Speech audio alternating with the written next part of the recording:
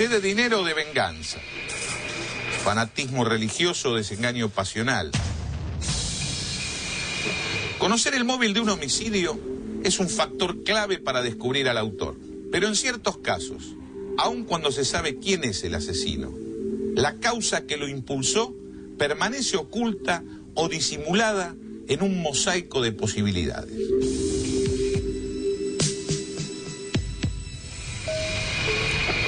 Verano del 2002 en Colegiales, un barrio porteño residencial de clase media con comercios desperdigados aquí y allá.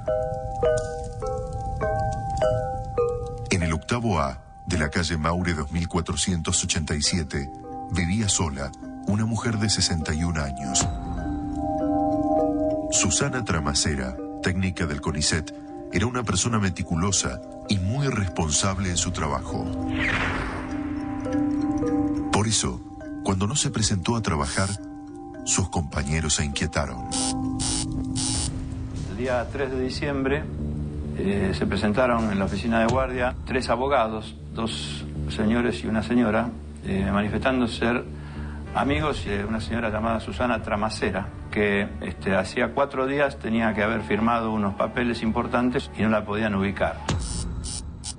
Manifestaron haber llamado reiteradamente a la casa y el teléfono era contestado por un hombre que les decía que era un familiar que se encontraba cuidando unos animalitos domésticos. La señora tenía 2 gatos, porque ella había tenido que viajar de forma urgente al extranjero.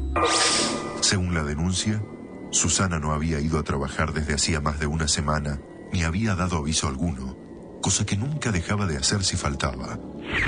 El oficial Gómez fue hasta la casa de Susana para averiguar si se encontraba ahí. Cuando llego, lo encuentro al encargado del edificio en la puerta y me dice: mira, justo el hombre que está en el departamento, ahí baja el ascensor. Lo encaro y le pregunto qué vínculo tenía con la señora. Me dice que era un sobrino.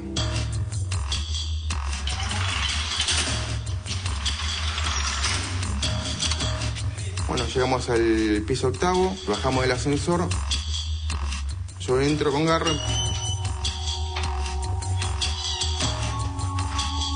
Hasta ahí estaba todo bien, todo ordenado, no había ningún problema. Entramos por el pasillo, hasta el baño, miro el baño, estaba todo bien. La primera habitación donde había una cama.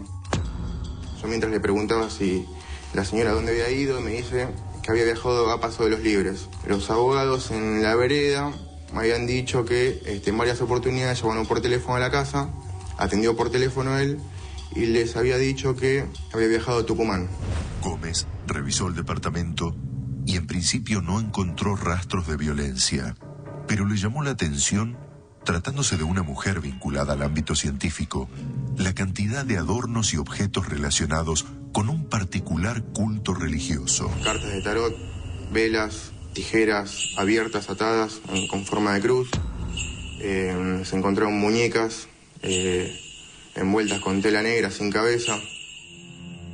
Cuando nos disponíamos a retirarnos del departamento, veo una puerta del lado derecho que estaba cerrada. Cuando la abro 20 centímetros y automáticamente me invade un olor muy fuerte y lo que veo en el piso es una sábana blanca que tapaba algo y se veía un muslo únicamente. Gómez de inmediato sacó su arma reglamentaria, redujo y esposó a Garro, quien no se resistió. En ningún momento se quiso resistir, sino que me decía: ¿por qué me esposás? ¿Qué es lo que viste? ¿Qué pasó?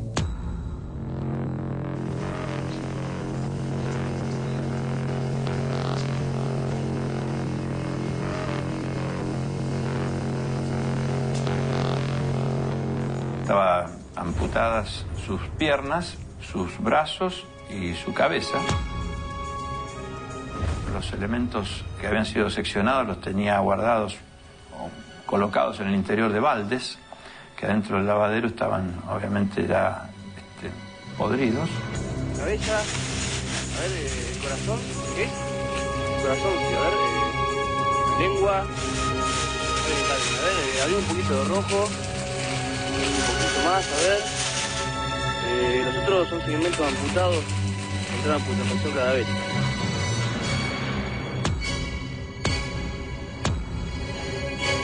Los restos de Susana Tramacera fueron trasladados a la morgue judicial y Eduardo Garro fue detenido. Los peritos secuestraron del departamento cuchillos, ropa del detenido y elementos de culto afrobrasileros Umbanda. Fue detenido un hombre de 45 años, que sería la pareja de la víctima y que estaba en el departamento cuando llegó la policía. Me entero de que habían matado a una señora, después me entero que estaba descuartizada. Lo único que vi fue cuando retiraron el cuerpo y después hice mi trabajo. Un crimen ritual deja más dudas que certezas. ¿Cómo era la vida de esa mujer? ¿De dónde conocía a Garro? ¿Fue él el asesino? Se hizo necesario practicar muchas indagaciones y pericias para confirmar o desvirtuar las sospechas iniciales. Susana Tramacera trabajaba en el Museo de Ciencias Naturales Bernardino Rivadavia, en el Parque Centenario. Todos los días puntualmente subía la escalinata de entrada y se dedicaba con orden y aplicación a sus tareas. Susana era una mujer amable, trabajadora, solitaria. Escondía algo detrás de su sencilla rutina. ¿Por qué había sido víctima de tan brutal ensañamiento? El cuerpo descuartizado llegó a la morgue esa noche del 3 de diciembre. Se trata del cadáver de una mujer que fue descuartizada y presenta cortes hechos a nivel de las articulaciones y con instrumento de filo que han separado los brazos a nivel del codo y las manos a nivel de la articulación de la muñeca. El descuartizamiento sugiere la intención del asesino de deshacerse de la prueba del delito. Pero este caso presentaba una particularidad. La entomóloga Adriana Oliva demostró en base al análisis de la fauna cadavérica hallada en el cadáver que Susana llevaba muerta más de una semana. Vale decir que el criminal tuvo largamente 8 días para deshacerse del cuerpo, pero no lo hizo. ¿Por qué no lo había hecho? Es un interrogante. Yo creo que la persona se quedó en el lugar porque no tuvo verdadera conciencia de lo que estaba haciendo, ¿sí? Esto no lo debe exculpar jurídicamente. Es una cuestión de incentivación. Se van pidiendo cada vez mayores sacrificios. En un momento se comienza sacrificando simplemente palomas, luego gallinas y gallos, luego animales de 4 pies, luego animales de mayor grado y luego se llega a sacrificios humanos. Pero la autopsia aún debía aportar otros datos importantes y entre ellos un detalle siniestro.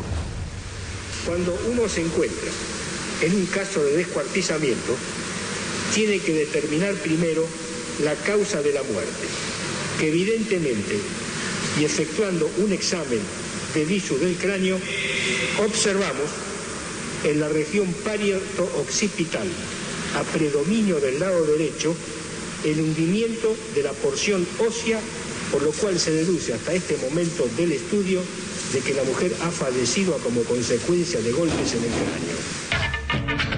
Llamó la atención la perfección de los cortes, en forma tal que no se había visto con anterioridad un descuartizamiento tan perfecto y prolijo.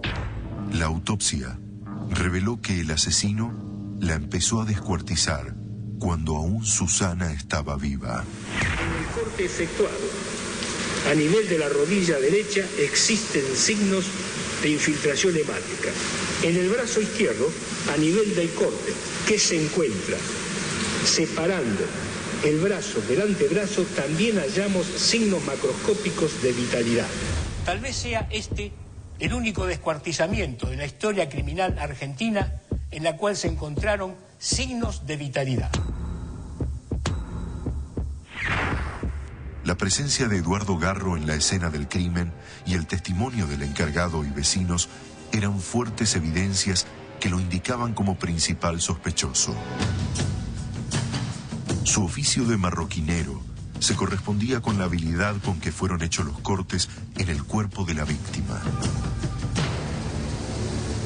A su vez, se encontraron manchas de sangre en el pantalón que llevaba puesto y el peritaje químico reveló que se trataba del mismo tipo de sangre que la de Susana. Eduardo Antonio Garro fue hallado culpable de homicidio agravado con alevosía y condenado a prisión perpetua.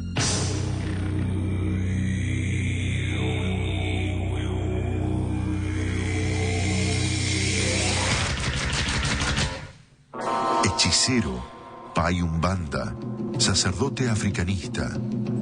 ¿Quién era este hombre de 46 años?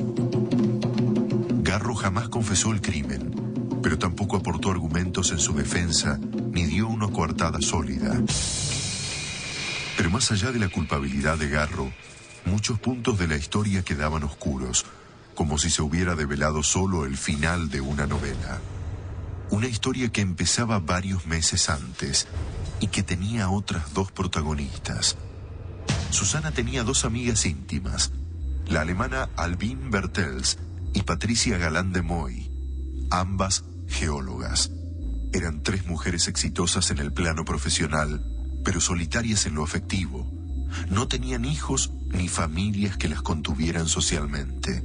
Susana conoció a Albine en la Facultad de Ciencias Exactas y Naturales. La geóloga alemana enfermó de cáncer y entonces se estrechó la relación. La acompañó durante sus internaciones en el Hospital Muñiz y se instaló en el domicilio de Albine Bertels, un departamento en la calle Maure 2487, el 8º A.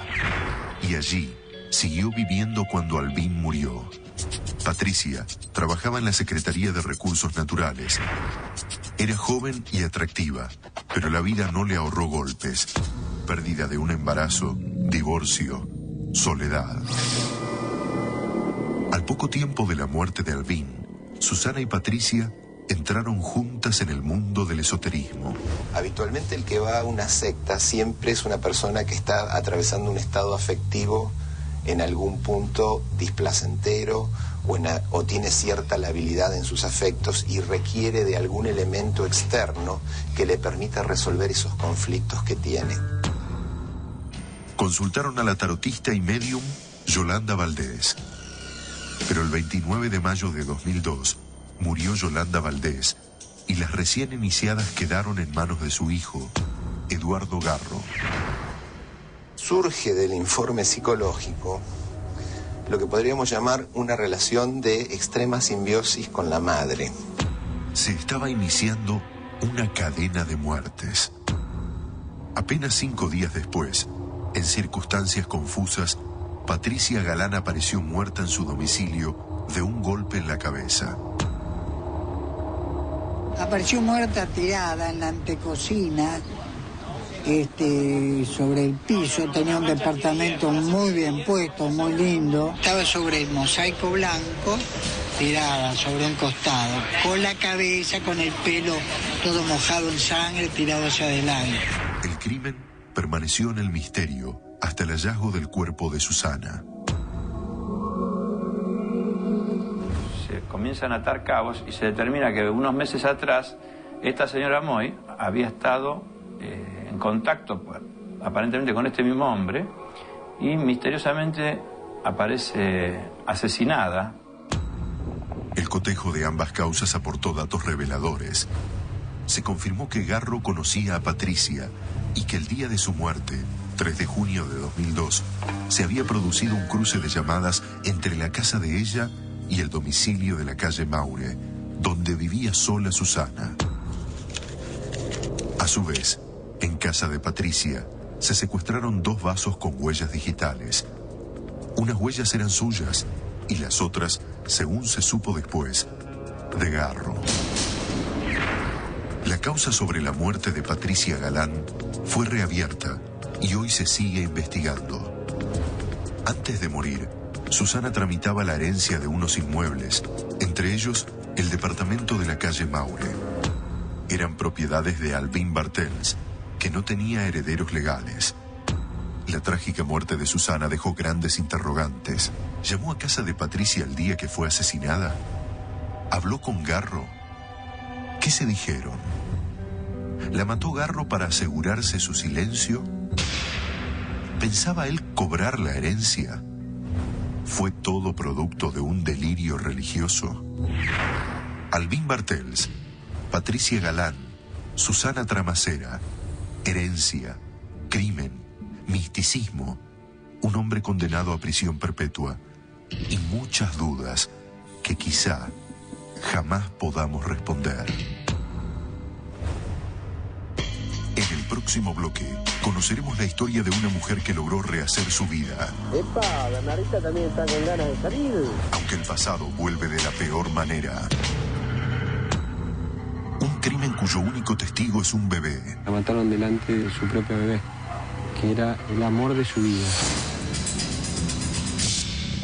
Un psicópata que se cree impune y una picana que se convierte en la prueba fundamental. Y además, el caso de un cuerpo que fue encontrado totalmente carbonizado. ¿Lo quemaron vivo? ¿Intentaron ocultar un crimen bajo el fuego? Rastros invisibles para un ojo inexperto, pero no para los forenses, que con el poder del luminol hacen aparecer los rastros de sangre que ni el asesino ve. Forenses, cuerpos que hablan. Vas a investigar con ellos. Vas a descubrir la verdad.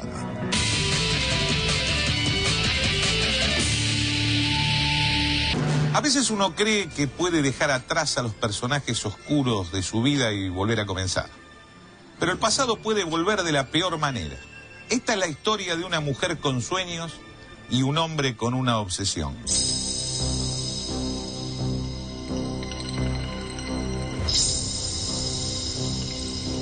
Roberto Almeida entró a su casa aquel 10 de abril del año 2000 y fue al encuentro de su mujer Ana María Domínguez. La puerta estaba entreabierta y apenas entré encontré un desorden tremendo y lo primero que escuché fue el llanto de Bernardita. Y eso fue lo que me sorprendió. Jamás imaginó que a partir de ese momento su vida nunca más sería la misma. Lo primero que hago es, ya veo a Ana María que estaba... Aquí había una cama, nuestra cama matrimonial. Bernardita estaba llorando en la cabecera de la cama. Y lo primero que hice fue la agarré en brazos para consolarla. Se veía afuera, pidiendo ayuda con los vecinos. Y cuando apenas volví, traté de recuperarla. Me desesperé, la vi, me di cuenta que ya estaba sin vida. Roberto conoció a Ana María en 1991. Ella acababa de terminar una larga y complicada relación con el médico José Chaín, con quien tenía una hija de 8 años, Sofía. La única santa. Roberto generó un vínculo muy especial con Sofía y la quiso como si fuera su propia hija. Algún tiempo después, el sueño de Ana María empezaba a concretarse. ¡Epa! Bernardita también está con ganas de salir. Fruto del amor con Roberto llegó Bernardita.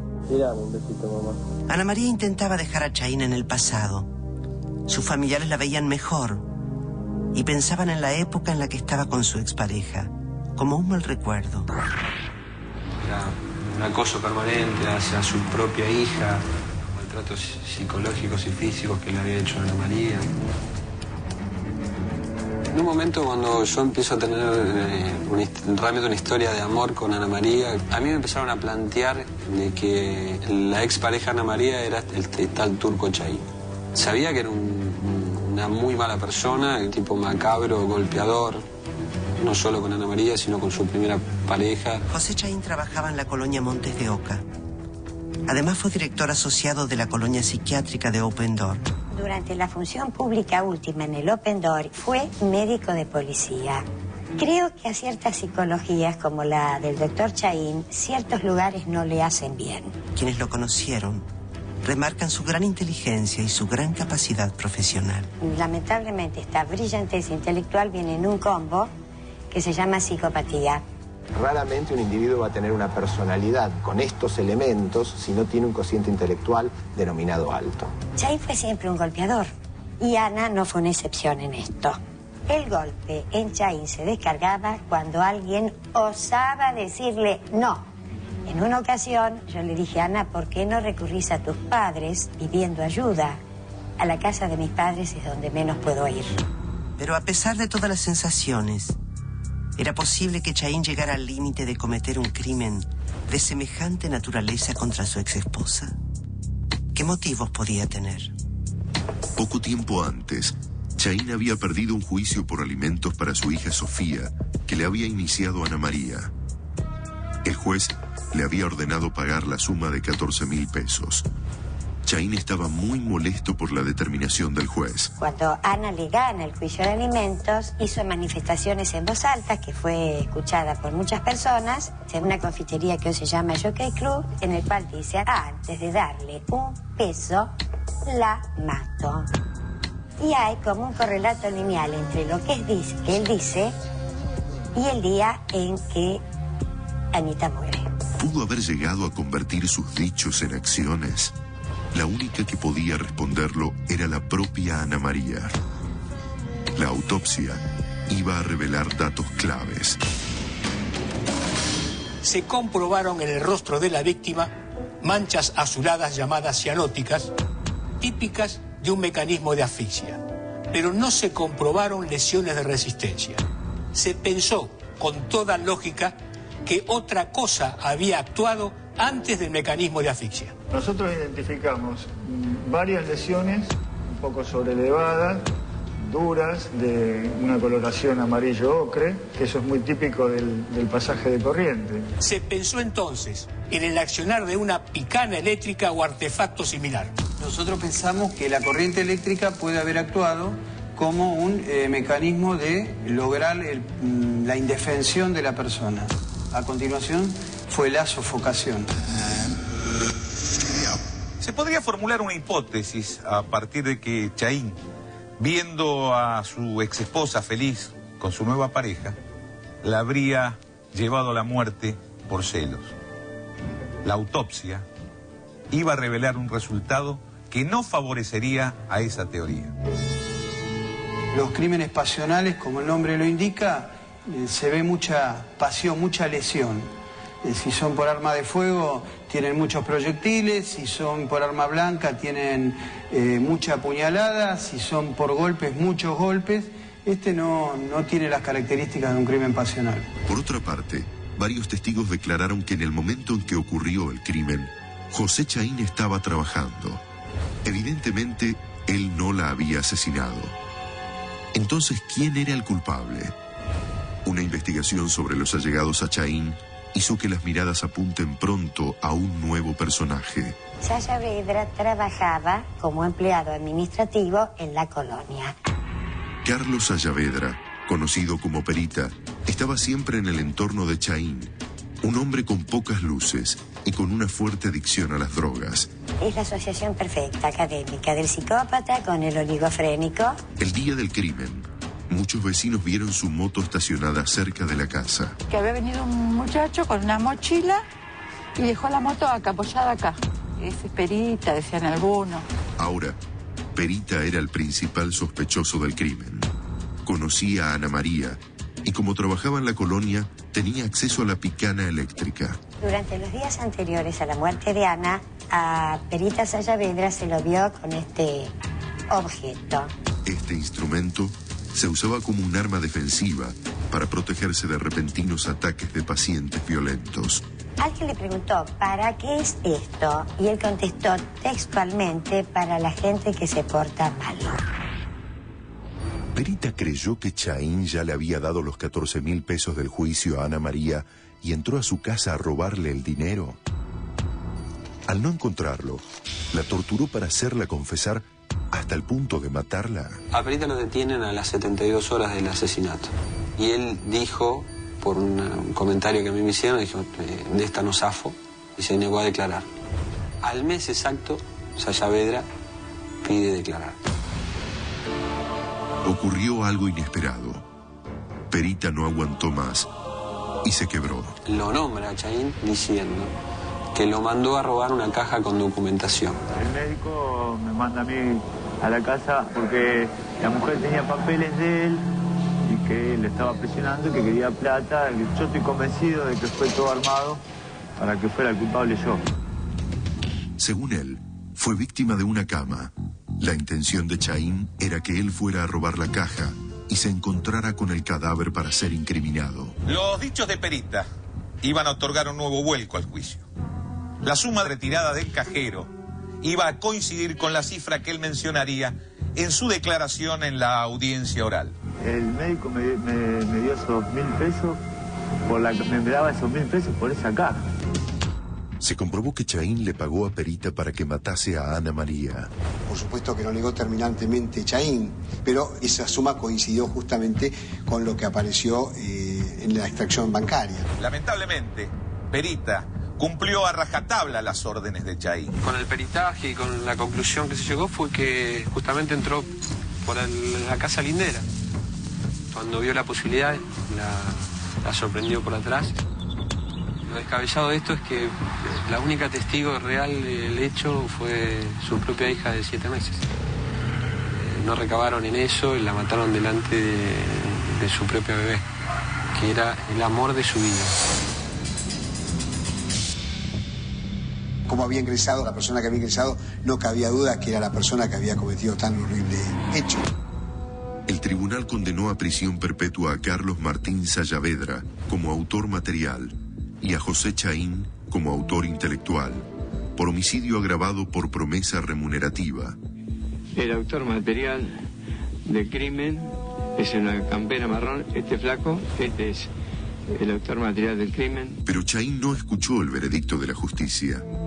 Ese día no estaba presente. Gozaba del beneficio de la excarcelación. Y después de ese día, se mantuvo prófugo. Chaín, evidentemente, pesándole una reclusión perpetua, era muy difícil que se presentara. La policía confeccionó una serie de identikits con todas las posibilidades que José Chaín podría haberse hecho para no ser encontrado. Los familiares de Ana María iniciaron su protesta.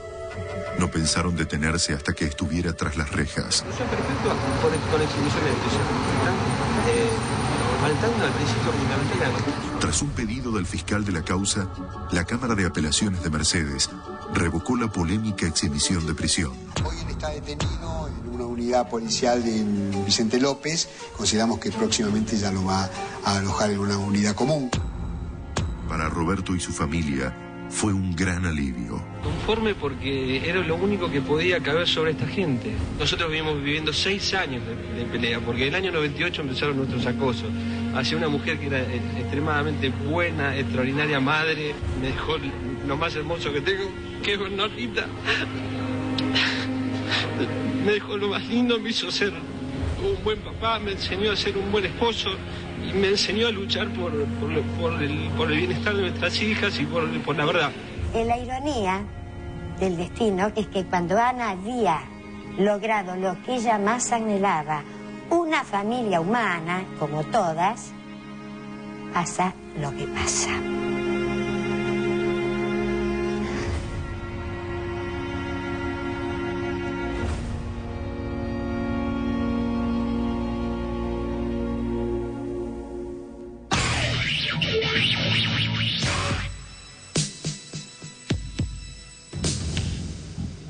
Pareciera que ocultar un hecho criminal es cosa sencilla. Sin embargo, la investigación científica cuenta con recursos para revelar rastros que parecieran haberse borrado. El lugar del hecho siempre reserva vestigios invisibles que, revelados, pueden resultar determinantes para esclarecer un caso.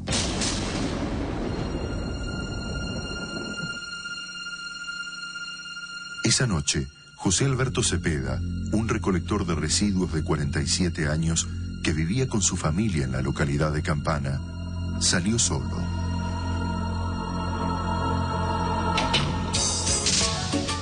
Fue a bailar al Club 17 Unidos, donde se encontró con su hermanastro Osvaldo Zapata. La madrugada del 19 de agosto, en un descampado a 5 kilómetros de la casa de Cepeda, un guardia de la firma Scrap, propietaria del predio, vio unas llamaradas y avisó de inmediato a la policía.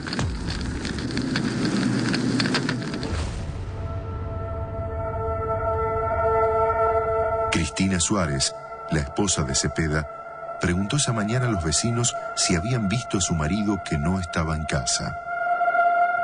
Me dice, ¿no viste, Torta? Dice, tu hermano por ahí tirado. o en la plaza no lo viste, porque no apareció y lo ando buscando. Digo, no, le dije, Cristina, no, digo la verdad, no. Y se fue a la casa de tu mamá, no sabe nada, a la casa de Carlito, a la casa de Fabián, nadie sabe nada. Suárez no obtuvo respuestas satisfactorias y denunció la desaparición a la policía.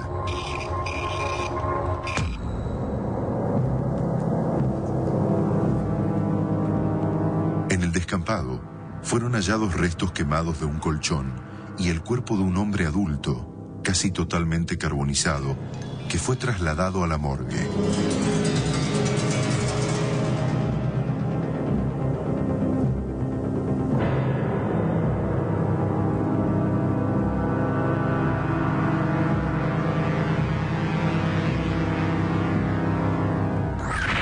Cuando llegamos al lugar, nos encontramos con, evidentemente, un cuerpo carbonizado y el primer indicio, digamos, que nosotros pudimos tener, la primera visión, es que se trataba de un vagabundo, alguien que durmiendo y por efecto del alcohol pudiera haber sufrido un tipo de accidente así quemándose por el cigarrillo. Al examinar el cadáver nos damos cuenta de que había dos situaciones que no coincidían con esto.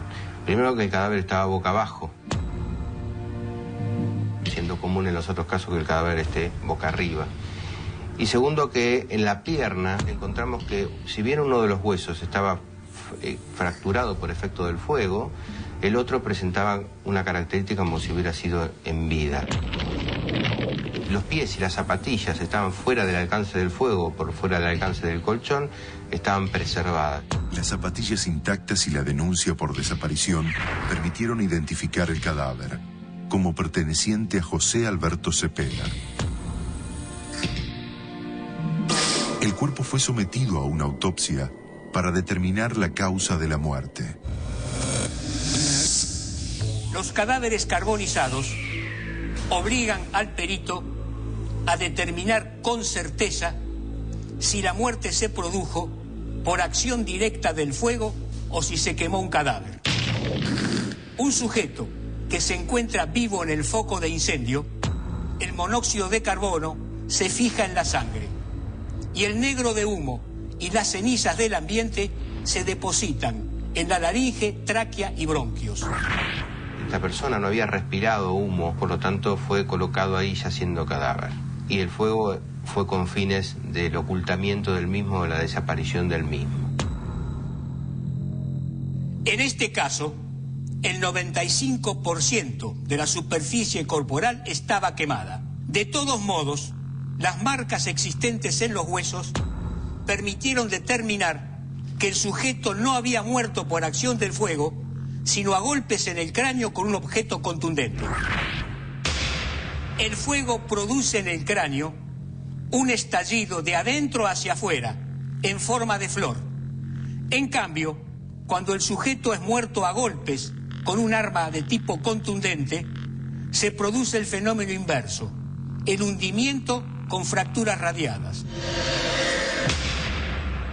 La autopsia confirmó lo que sugerían las circunstancias del hallazgo del cadáver. Se trataba de un homicidio y el criminal había procurado hacer desaparecer el cuerpo. ¿Quién quería matarlo? ¿Cómo era el entorno cercano de José Alberto Cepeda? ¿Cuál era su historia familiar? Se casó con Cristina Suárez y tuvo 3 hijos. Al momento de su muerte, 2 de ellos eran pequeños y la mayor era adolescente. Era un hombre trabajador y daba todo por sus hijos. Pero el matrimonio empezó a andar mal. Las situaciones de violencia con su mujer se hicieron repetidas. Él la golpeaba y ella respondía. Cristina Suárez tenía un amante y un día decidió dejar la casa familiar. Cristina viajó a Entre Ríos para instalarse allí con su nueva pareja, Daniel Soler, y los 3 hijos del matrimonio con Cepeda. Pero al poco tiempo, la hija mayor volvió con su padre. Cepeda le insistió a Cristina para que vuelvan sus otros 2 hijos y hasta le ofreció un cuarto en el fondo de la casa para Daniel Soler. Cristina aceptó y se instaló con su amante pocos meses antes de la trágica noche de agosto de 2001. La nueva situación familiar no era propicia para que reinara la calma. Pero, ¿era posible vincularla con la violenta muerte de Cepeda? El 19 de agosto, como todas las madrugadas, Marta Luna, vecina de la casa de los Cepeda, se despertó para recibir a su marido que volvía de trabajar. Pero ese día vio frente a su casa una escena particular. Era las 6 de la mañana, vimos el auto ahí en la puerta, metieron el colchón, pusieron el chapón y no sé lo que pusieron atrás. Arrancó el auto y se fue. Era necesario confirmar los dichos de la testigo. ¿Realmente vio lo que dice que vio? Existe una técnica denominada planimetría que permite determinar la visual que tuvo un testigo y de este modo corroborar su declaración. La Fiscalía me ordena realizar una planimetría de la escena del crimen para determinar los dichos de la testigo. La planimetría consiste en recorrer el perímetro. Tomamos las medidas desde la esquina de la calle de Luca hasta la vivienda, ubicada en la calle Rigoli.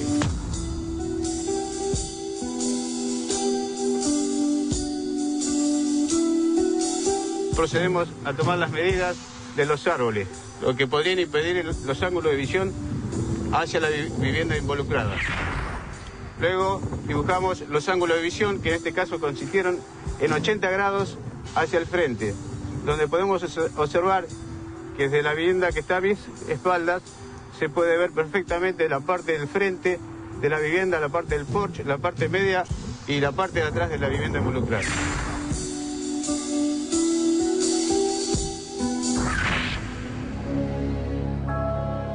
La escena vista por Luna implicaba que el asesinato de Cepeda había sido cometido dentro de su casa, pero faltaba alguna evidencia que lo probara. ¿Era posible encontrarla?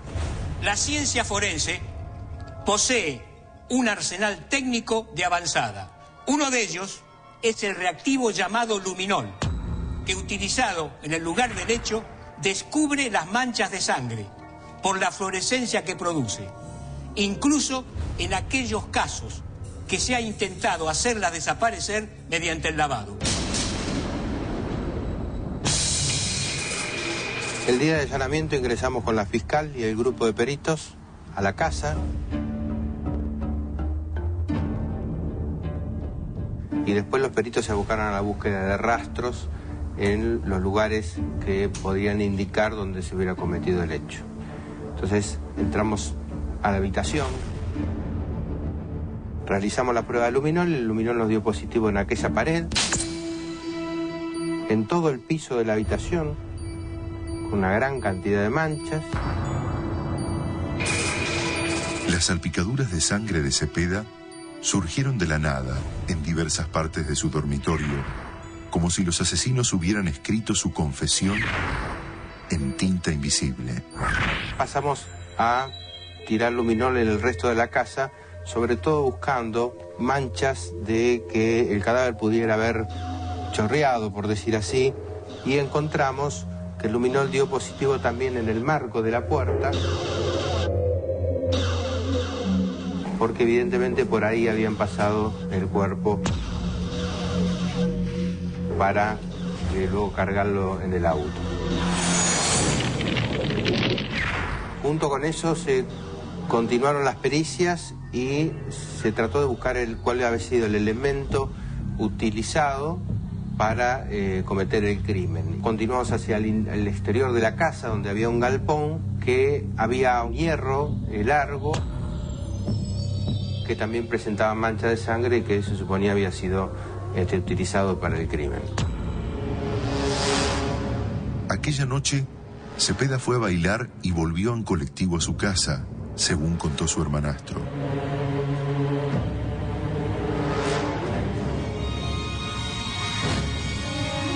Daniel Soler, el amante de Cristina Suárez, entró al cuarto de Cepeda y lo golpeó con saña.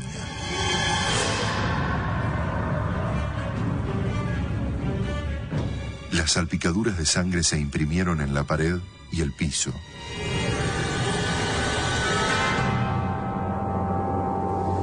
Poco después, llegó un Ford Falcon a la casa. 2 personas no identificadas aún ayudaron a Daniel Soler a cargar el cadáver de Cepeda. La escena fue vista por la vecina Marta Luna.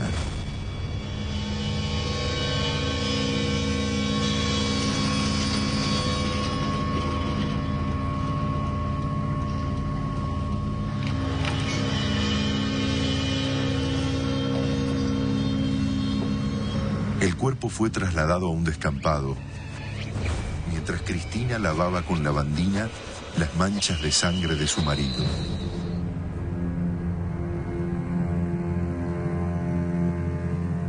En el descampado prendieron fuego a los restos de Cepeda y se retiraron con el auto.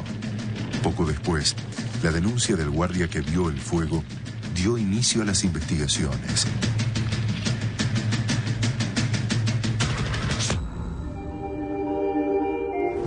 Cristina Suárez y Daniel Soler fueron detenidos y sometidos a juicio oral. 2 años después, en diciembre de 2003, un tribunal de Campana los halló culpables del homicidio de José Alberto Cepeda y los condenó a prisión perpetua. Todavía hoy, a 5 años de su muerte, las paredes de la casa de Cepeda siguen sirviendo de prueba. O en todo caso, de triste recordatorio de lo ocurrido.